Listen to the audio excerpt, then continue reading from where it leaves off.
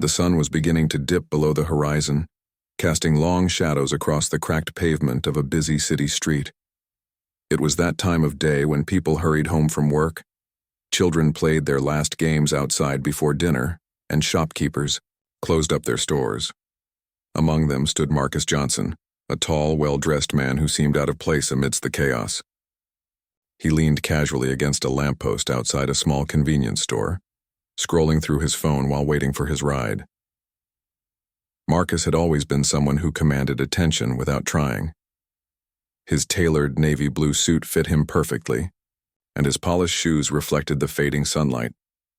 Even though he looked like he belonged in a boardroom rather than this gritty part of town, there was something about him, his quiet confidence, maybe, that made him blend in, despite standing out. People walking by gave him quick glances, some nodding politely, others ignoring him completely. Across the street, Officer Jason Collins sat in his patrol car, sipping coffee from a paper cup. Jason was known around the precinct for two things: his temper and his disdain for anyone who didn't respect authority. To him, authority meant the badge he wore pinned to his chest, shiny and proud. Today, however, he wasn't feeling particularly proud. His shift had been uneventful so far, which only added to his growing frustration. He hated days like these where nothing happened but the clock ticked away endlessly. As Jason scanned the area, his eyes landed on Marcus. There was something about the way the man stood there so calm and collected that irritated Jason instantly. Maybe it was the suit, or maybe it was the fact that Marcus didn't seem to notice or care about anything happening around him. Whatever it was, Jason decided he needed to check it out. He stepped out of his car, slamming the door behind him. The sound echoed down the street, drawing a few curious looks from passers-by. Jason adjusted his belt, making sure his gun and handcuffs were visible, then strode over to where Marcus stood. "Hey," Jason barked, his voice sharp enough to cut through the noise of the bustling street. "What are you doing here?" Marcus looked up from his phone, surprised, but not startled. He slipped the device into his pocket and turned to face the officer. "I'm just waiting for my ride," he said calmly.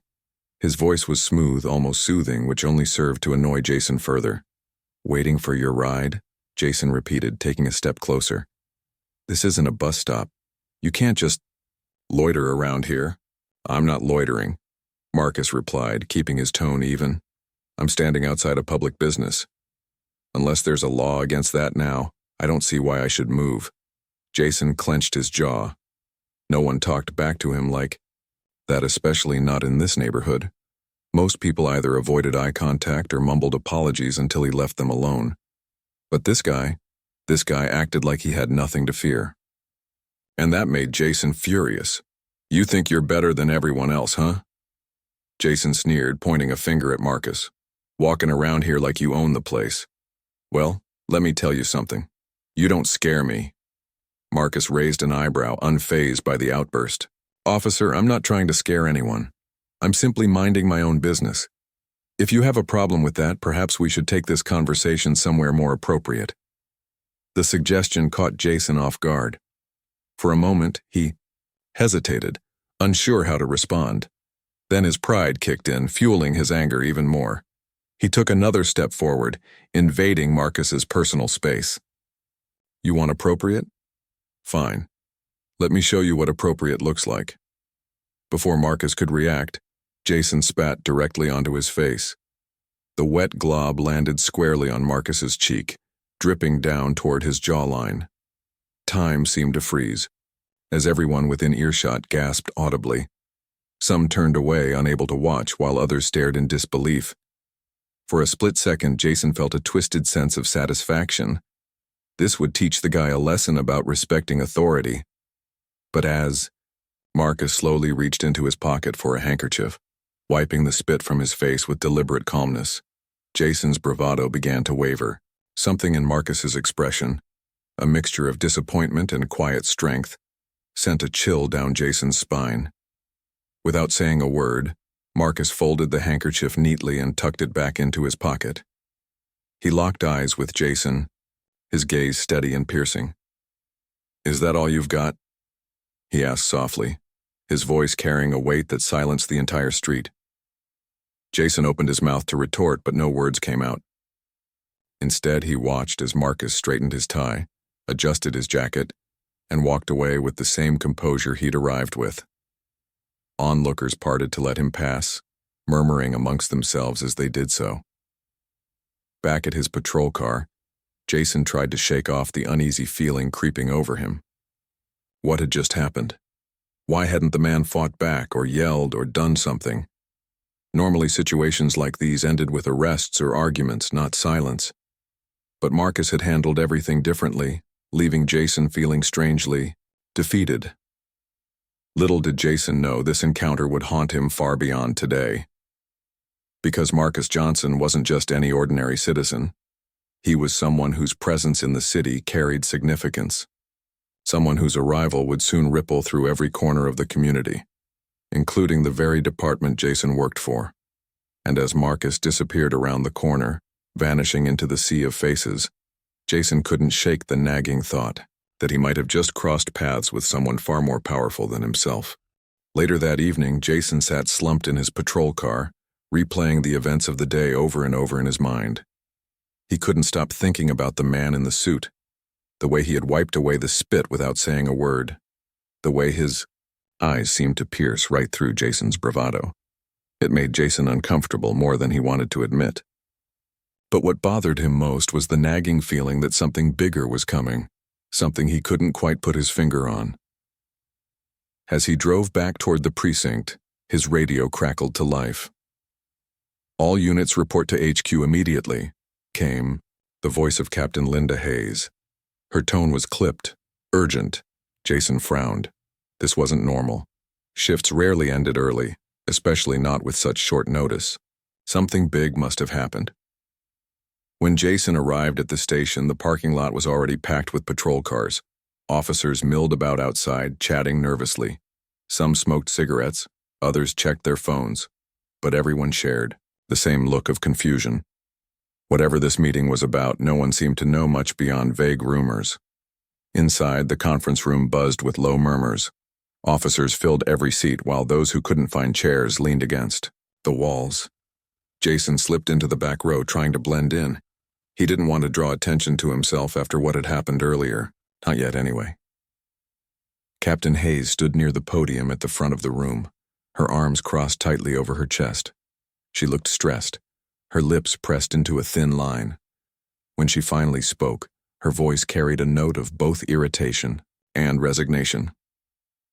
"Listen up, people," she said, raising a hand to quiet the chatter. "We've got a new police chief starting tonight. Word came down directly from the mayor's office.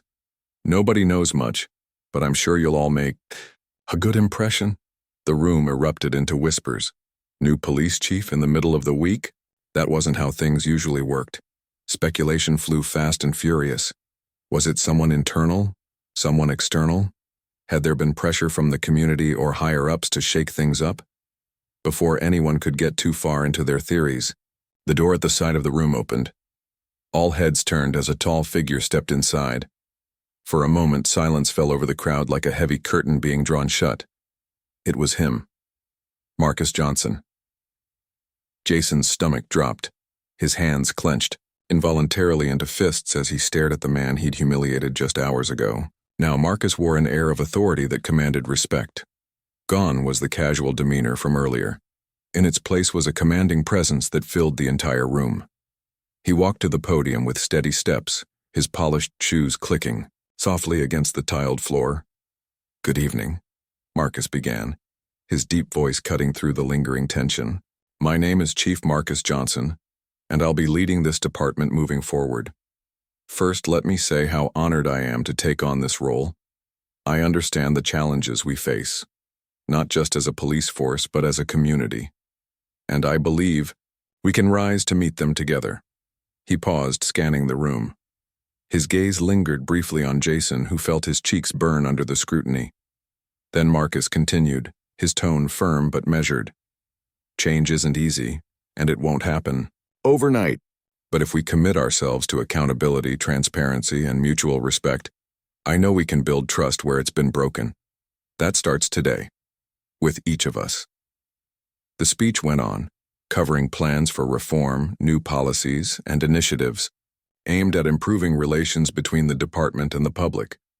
Most officers listened intently, nodding along or taking notes. Some whispered quietly to each other, while others simply stared ahead, processing the sudden shift in leadership. But Jason barely heard any of it.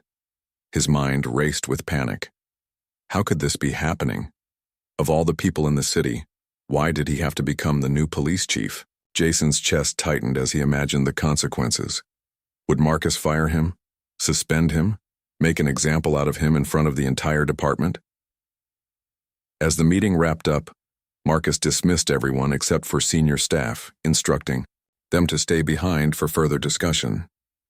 The rest of the officers filed out of the room, some shaking hands with Marcus as they passed, congratulating him on his appointment. Others avoided eye contact altogether, slipping out quickly. Jason lingered near the doorway, unsure whether to leave or stay. Part of him wanted to bolt before Marcus noticed him again, but another part, a smaller, quieter part, felt rooted to the spot. Finally, when nearly everyone else had gone, Marcus approached him. "Officer Collins," Marcus said, his voice neutral but carrying a weight that demanded attention. "Do you have a moment?" Jason swallowed hard. "Yes, sir," he managed, his voice barely above a whisper. Marcus gestured for him to follow, leading him to a quieter corner of the room. They stood facing each other, the distance between them, feeling impossibly wide. Jason kept his eyes fixed on the floor, unable to meet Marcus's gaze. "I assume you recognize me," Marcus said after a beat. It wasn't a question. "Yes, sir," Jason replied, his throat dry. "About earlier. You didn't mean to spit on my face," Marcus interrupted, his tone sharp enough to cut steel. "Because that's exactly what you did. Don't try to sugarcoat it." Jason flinched. "I'm sorry," he blurted out, the words tumbling out awkwardly. "I shouldn't have done that. It was wrong." Marcus studied him for a long moment, his expression unreadable. Then he sighed, his shoulders relaxing slightly. "Look, Officer Collins, I don't hold grudges. What's done is done. But actions have consequences, and yours will depend on how you choose to move forward." "What do you mean?" Jason asked hesitantly, daring to glance up. "I mean, this is your chance to prove yourself, to show me and everyone else that you're capable of change, or—" Marcus trailed off, letting the implication hang in the air. "You can dig your own hole deeper. Your choice." Jason nodded slowly, his heart pounding. "I'll do better, sir, I promise." "Good," Marcus said, turning to walk away. Over his shoulder, he added, "And remember, respect isn't given because of a badge. It's earned." Left standing alone in the emptying conference room, Jason felt a strange mix of emotions swirling inside him. Fear, shame, determination, all battling for dominance. He knew Marcus was right. Respect wasn't something he could demand, it had to be earned. And if he wanted to keep his job, and maybe even redeem himself, he would have to start earning it now. For the first time in years, Jason realized he might actually have something to prove, not just to others, but to himself. The days following Marcus Johnson's appointment as police chief passed quickly for Jason Collins, though they felt anything but smooth. Marcus wasted no time implementing changes within the department. Sensitivity training sessions were scheduled weekly. New policies on misconduct were introduced, and officers were required to attend monthly meetings with civilian oversight boards. These reforms were met with mixed reactions. Some officers begrudgingly complied, while others welcomed the chance to improve relations with the community. For Jason, however, the hardest part came when Marcus assigned him to community outreach programs. The idea was simple: build trust by interacting directly with residents. But for someone like Jason, who had spent years keeping people at arm's length, this task felt impossible. His first assignment took him to a local park where a community event was being held. Families gathered around picnic tables, sharing food and laughter. Children played tag near the swings, their giggles carrying through the air. Vendors sold snacks and drinks from colorful carts, adding to the lively atmosphere. It was a scene that should have felt welcoming, but for Jason it only heightened his discomfort. He stood near the edge of the gathering, his uniform drawing curious glances. Some people smiled politely. Others turned away, clearly uninterested in engaging with him. A few even muttered under their breath, their words sharp enough to sting. "Hey, officer," called a voice behind him. Jason turned to see an older woman approaching him. She wore a bright yellow dress and carried a plate of cookies. Her smile was warm, but her eyes held a hint of skepticism. "You here to arrest somebody, or are you actually going to talk to us this time?" Jason hesitated, unsure how to respond. He wasn't used to casual conversations with strangers, let alone ones who looked at him with such guarded expressions. "I'm, just trying to listen," he said finally, his voice quieter than he intended. The woman raised an eyebrow. "Listen? That's new. Usually you boys come in shouting orders and waving guns, so what do you want to know?" Jason shifted uncomfortably. "I guess I want to understand. What can we do better? How can we help?" The question caught the woman off guard, and she studied him for a moment before answering. "Start by treating us like humans instead of suspects. Stop jumping to conclusions every time you see someone who doesn't look like you." Her words hit Jason harder than he expected. They weren't angry or accusatory. They were honest. And deep down he knew she was right. For years he'd relied on stereotypes and assumptions, convincing himself that he was doing his job. But now, standing in front of this woman, he realized how wrong he'd been. As the day went on, Jason tried to engage more. He joined small groups, listened to stories about unfair traffic stops, wrongful arrests, and broken trust. Each story weighed heavily on him, chipping away at the walls he'd built around himself. By the end of the event, his head throbbed with information and guilt. Back at the precinct, Jason found himself replaying those conversations over and over. He couldn't shake the image of the woman in the yellow dress or the young man who'd talked about being stopped 5 times in 1 month for fitting the description. Slowly, cracks began to form in Jason's hardened worldview. Maybe the system really was broken. Maybe he'd been part of the problem all along. Meanwhile, Marcus continued to earn respect both inside and outside the department. His balanced approach won over many skeptics, though not everyone was pleased. Detective Rachel Dawson, a senior officer known for her sharp tongue and rigid views, resented Marcus's reforms. She saw them as threats to her authority and openly criticized his methods during briefings. One afternoon, after a particularly heated discussion, Rachel approached Jason in the break room. "Can you believe this guy?" she snapped, slamming her coffee mug onto the counter. "Sensitivity training? Civilian oversight? What's next? A hug-a-thug program?" Jason shrugged, avoiding eye contact. He didn't agree with Rachel, but he also didn't feel ready to challenge her. "Maybe it'll help," he muttered. "Help what?" Rachel scoffed. "Make us look weak? Lose control of the streets? Face it, Jason. This isn't about making things better. It's about politics. Marcus is playing favorites, and we're paying the price." Jason didn't respond. Instead, he grabbed his jacket and headed out, eager to escape the conversation. As much as he disliked Rachel's attitude, he couldn't deny that her frustration resonated with some officers. Tension simmered beneath the surface, threatening to boil over at any moment. Over the next few weeks, Jason threw himself into his outreach assignments, determined to prove that he could change. He attended neighborhood meetings, volunteered at youth programs, and even helped organize a charity drive. At first, his efforts were met with skepticism. People remembered his badge number, his face, his reputation. But slowly they began to notice a difference. He listened more than he spoke, asked questions instead of giving orders, and showed genuine interest in their concerns. One evening, after a long day of volunteering at a local shelter, Jason ran into Marcus outside the precinct. The chief looked surprised to see him still there so late. "Extra hours?" Marcus asked, raising an eyebrow. "Not exactly," Jason replied, rubbing the back of his neck.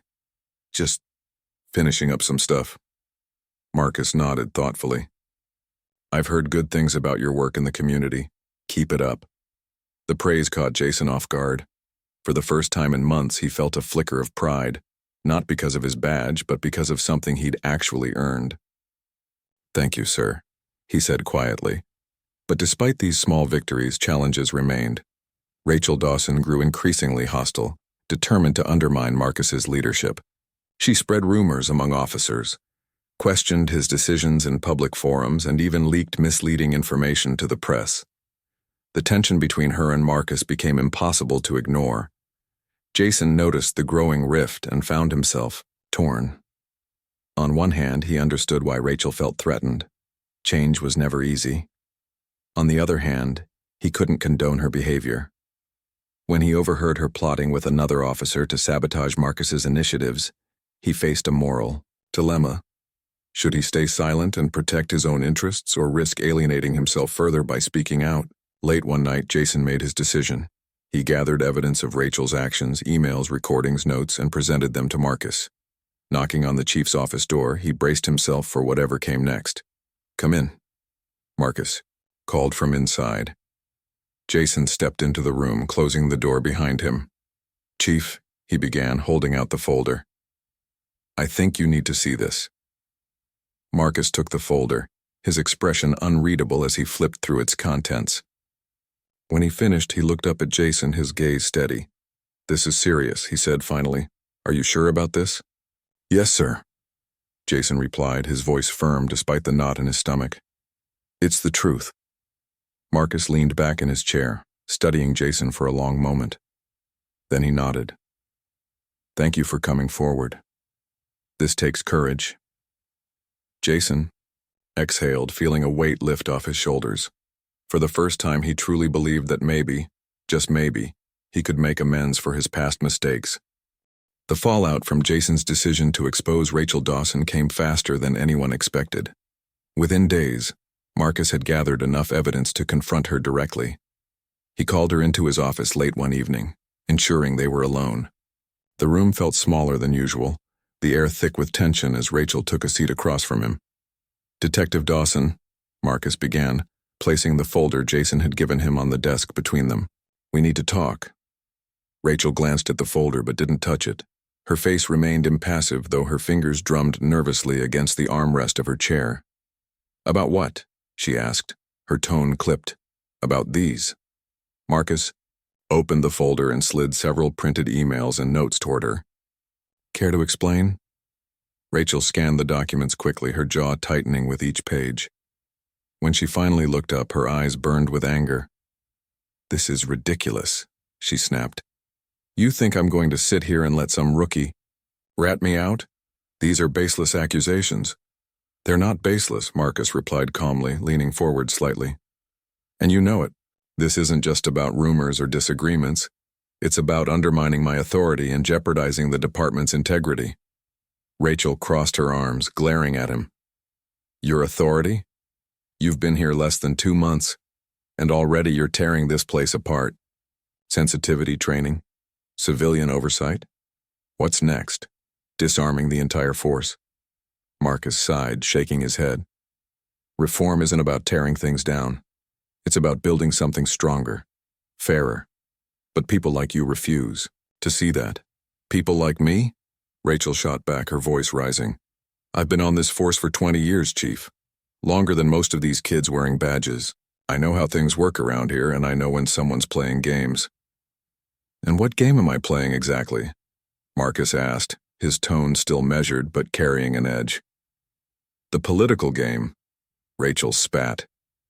"Pandering to the media, kissing up to the mayor, pretending you care about the community. Meanwhile, crime rates are climbing, and all you care about is making headlines." Marcus leaned back in his chair, studying her carefully. "Crime rates are climbing because trust is falling. If people don't believe we're here to protect them, not judge them, they won't cooperate. That's why we need change." Rachel scoffed, standing abruptly. "Fine, change all you want. But don't expect me to roll over and play along." Before Marcus could respond, she stormed out of the office, slamming the door behind her. The sound echoed through the nearly empty station, drawing curious glances from the few officers still working late. Marcus sat silently for a moment, staring at the closed door.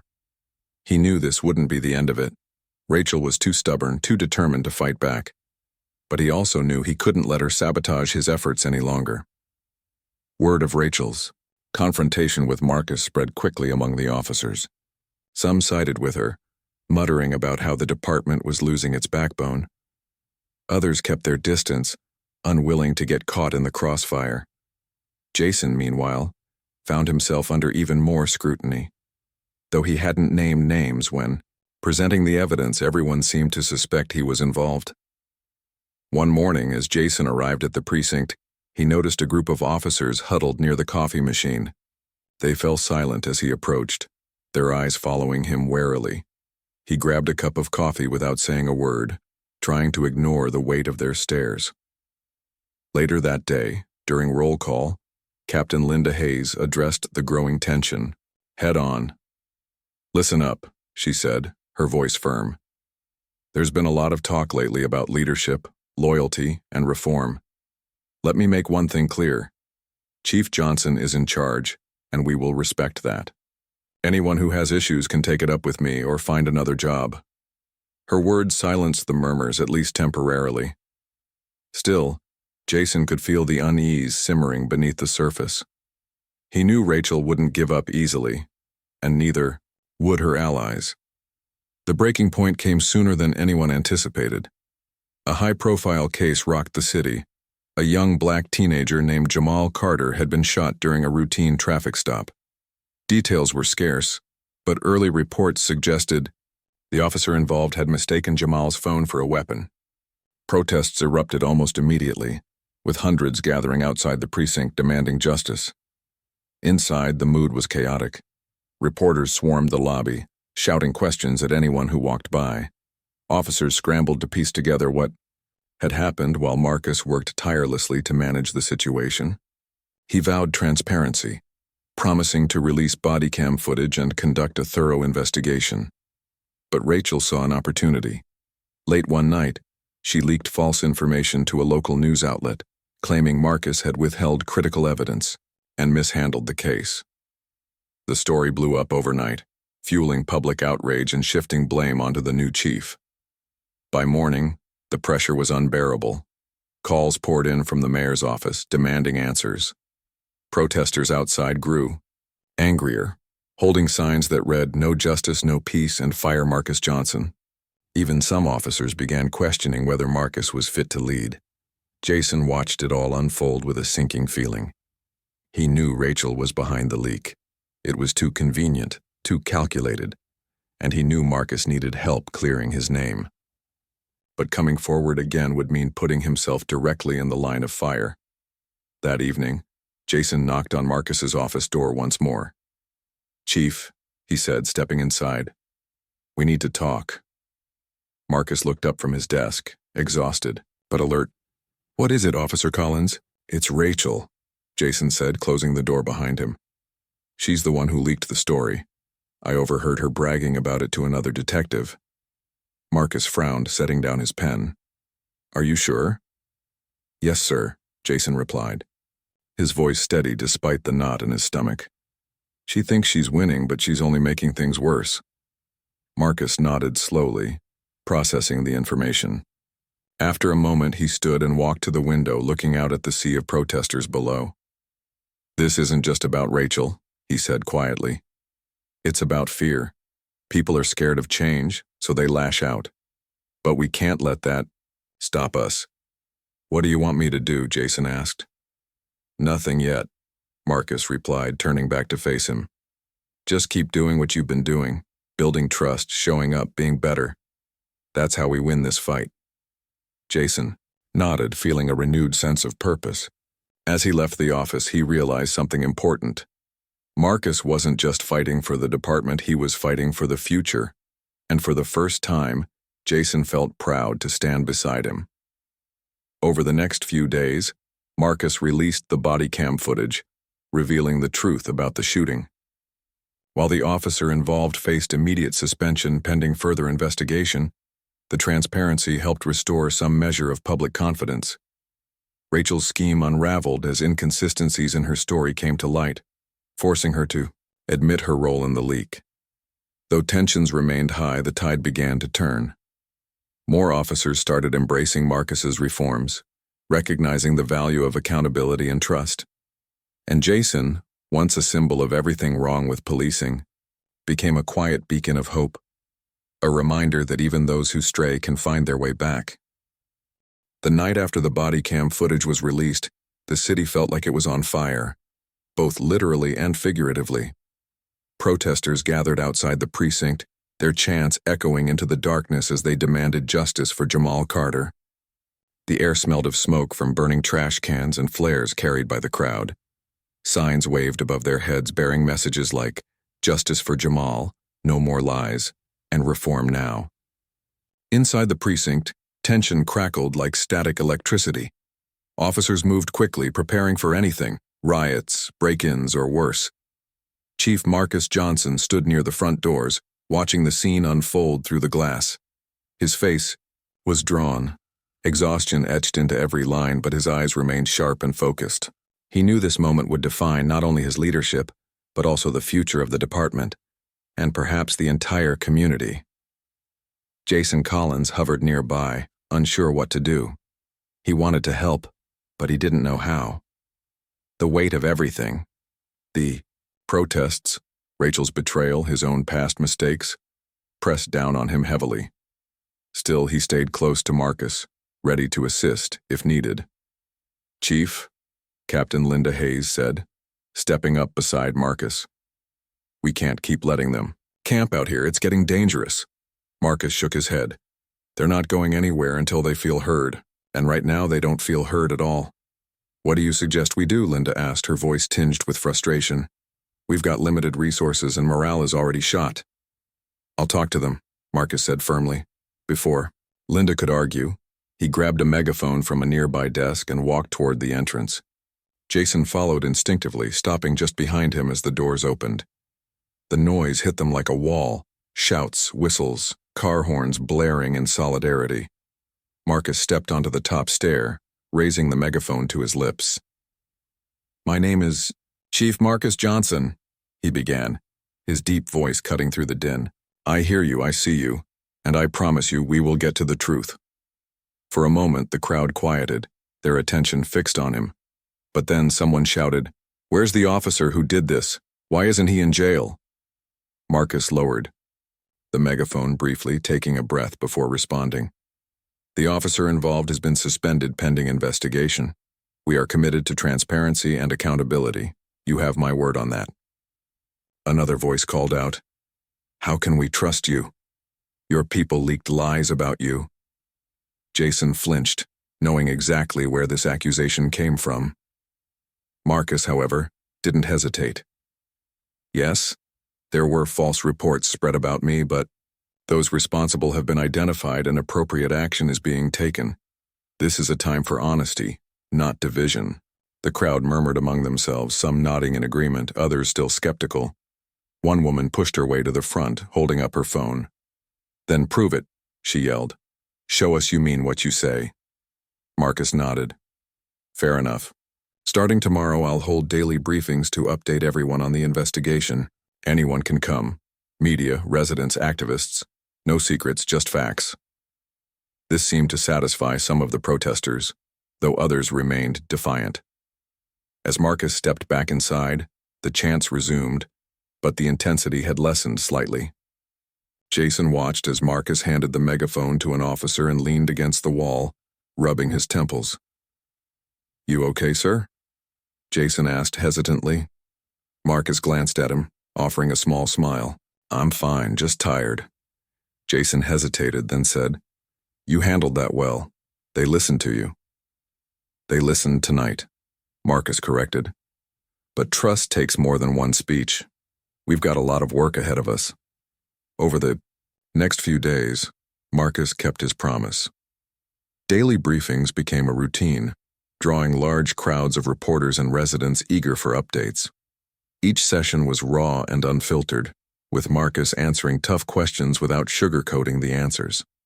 Slowly, public opinion began to shift. People appreciated his transparency, even if they didn't always agree with his decisions. Meanwhile, Jason continued working in the community, attending meetings, helping organize events, and listening to residents' concerns. At first, many were reluctant to engage with him, remembering his reputation, but over time they started to notice changes, not just in Jason, but in other officers too. Word spread about the reforms Marcus had implemented, and while skepticism lingered, hope began to take root. Back at the precinct, Rachel Dawson faced the consequences of her actions. Suspended pending an internal investigation, she spent most of her days stewing in anger. She refused to apologize, insisting she'd done nothing wrong. Her allies dwindled, leaving her increasingly isolated. One afternoon, Jason ran into her in the hallway. She glared at him, her arms crossed tightly. "You think you're some kind of hero now?" she sneered. "Tattling on your own colleagues? Real brave." Jason met her gaze steadily. "I'm not trying to be a hero. I'm just trying to do the right thing, for once." Rachel snorted. "The right thing won't save you when this place falls apart. Mark my words." Without another word, she turned and walked away. Jason watched her go, feeling a mix of pity and resolve. Rachel might never change, but he didn't need her approval anymore. What mattered was proving himself, to Marcus, to the community, and to himself. As weeks passed, the city slowly began to heal.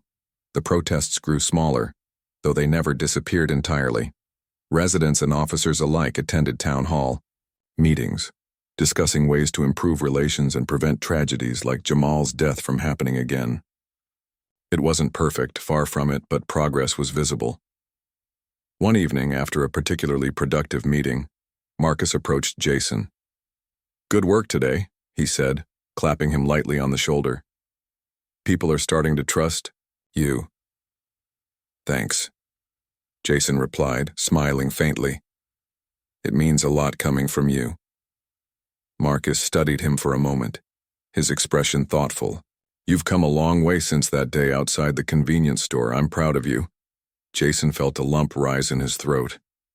"I couldn't have done it without you pushing me." "Well, keep pushing yourself," Marcus said. "Real change starts with individuals willing to grow. You're proof of that." As they parted ways, Jason couldn't help but reflect on how far he'd come.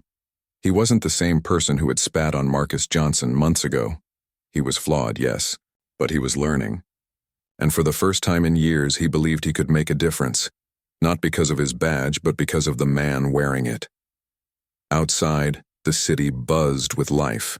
Lights flickered in windows, laughter drifted from cafes, and children played under street lamps. It wasn't utopia, but it was home. And maybe, just maybe, it was worth fighting for. Months had passed since the protests erupted over Jamal Carter's death, and while the scars remained, the city was beginning to heal.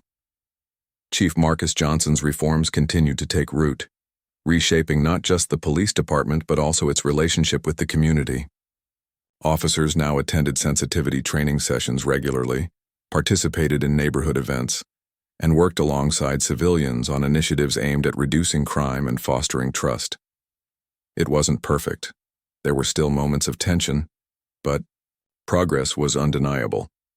Jason Collins found himself at the center of this transformation, though he never sought the spotlight. His efforts to rebuild connections with residents earned him respect from people who once distrusted him. He spent hours walking through neighborhoods, talking to shopkeepers, parents, and kids. At first, these conversations were awkward, filled with probing questions and guarded responses. But over time, they became easier. People saw his sincerity and began to open up.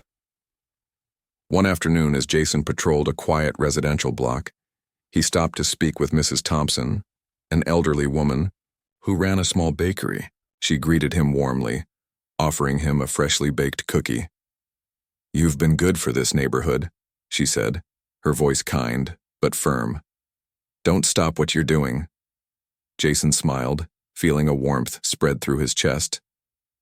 "Thank you, ma'am. That means a lot." As he walked away, nibbling on the cookie, he realized how much had changed, not just in the world around him, but within himself. He no longer felt like an outsider looking in. He felt connected, part of something bigger than himself. At the precinct, things were quieter too. Rachel Dawson's suspension had turned into termination after the internal investigation concluded that her actions violated department policies. While some officers sympathized with her frustration, most agreed that her behavior crossed a line. Without her constant opposition, resistance to Marcus's reforms softened significantly. Marcus himself had become a symbol of hope for many. His leadership style, calm, fair, and unwavering, inspired both officers and residents. Even those who initially doubted him came to admire his dedication to justice and equality. During roll calls, briefings, and meetings, he reminded everyone of their shared mission, to protect and serve with integrity. But Marcus knew the work was far from over. Crime rates fluctuated, economic disparities persisted, and systemic issues ran deep. Still, he believed that every step forward mattered, no matter how small. Change isn't about fixing everything overnight, he often said. It's about planting seeds today, so future generations can reap the benefits. One evening, as the sun dipped below the horizon, painting the sky in shades of orange and pink, Marcus stood outside the precinct, watching the city come alive. Jason joined him, leaning against the railing beside him. Neither spoke for a moment, content to simply observe the scene unfolding before them. Finally, Jason broke the silence. "Do you think we'll ever get it right?" he asked, his tone thoughtful. "I mean, really fix things?" Marcus chuckled softly. "Probably not completely. There will always be challenges, setbacks, disagreements, but that doesn't mean we shouldn't try." Jason nodded slowly. "I guess that's what makes it worth it, the trying." "Exactly," Marcus replied, turning to look at him. "And remember, change starts with individuals. Every person who chooses to do better, to listen more, to care more, that's where real progress begins." They stood there for a while longer, watching as families strolled down the street laughing and chatting. Children chased each other playfully, their laughter carrying through the air. Shopkeepers called out greetings to passers-by, and the faint hum of music drifted from a nearby cafe. It was a picture of normalcy, of life moving forward despite its flaws.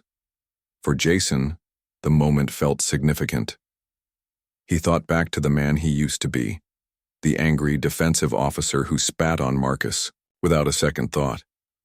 That version of himself seemed like a stranger now. He'd made mistakes, hurt people, damaged relationships.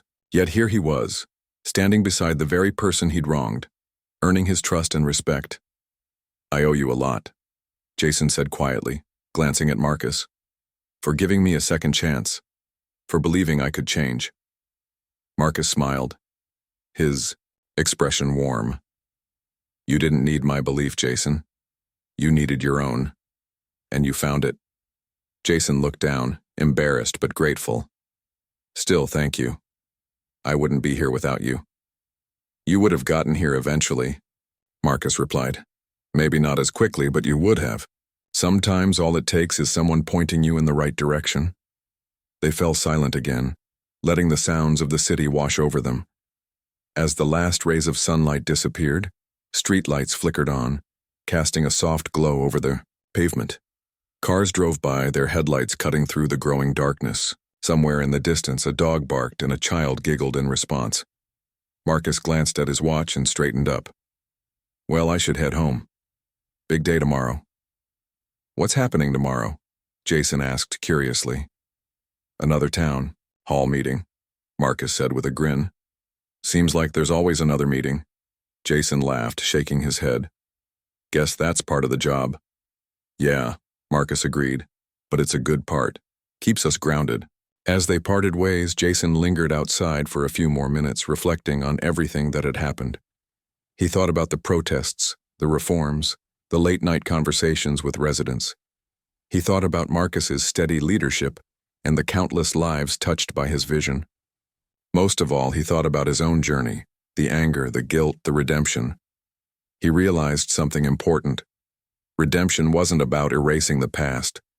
It was about learning from it, growing beyond it, and choosing to do better. And that choice, he decided, was one he would make every single day.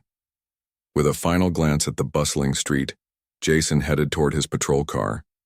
As he drove off, he felt a sense of purpose stronger than anything he'd known before. The road ahead wouldn't be easy, but for the first time in years, he believed it was worth traveling. After all, change started with a single step, and he was ready to keep walking.